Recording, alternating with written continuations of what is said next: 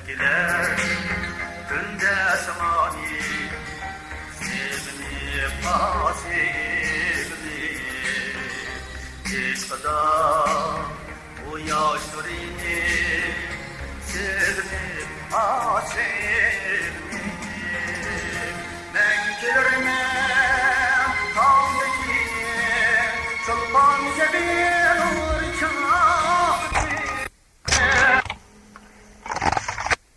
Canan gülümni, sevni, asevni Yar seni ben sevni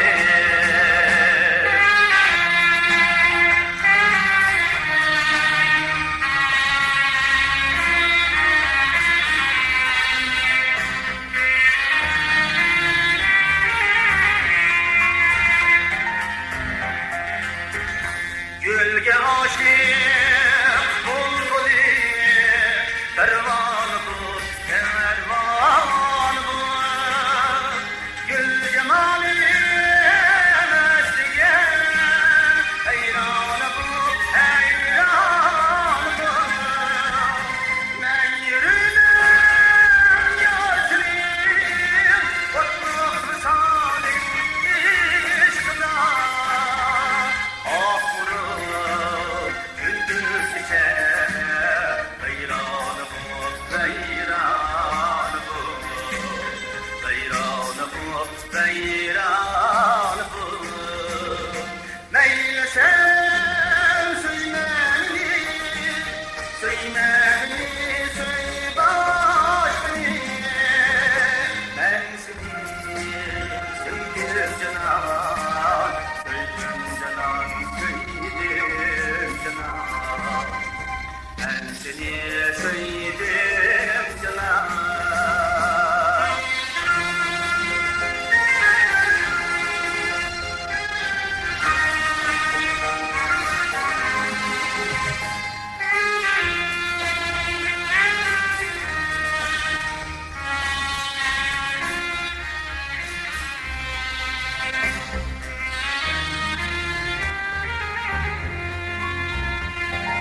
Efendim Tor.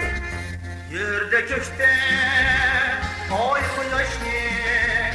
ah durup ah durup bulbuli kıydı gülünü yaptırıp yaptırıp sevgimi düşkünlerken baklavan Allah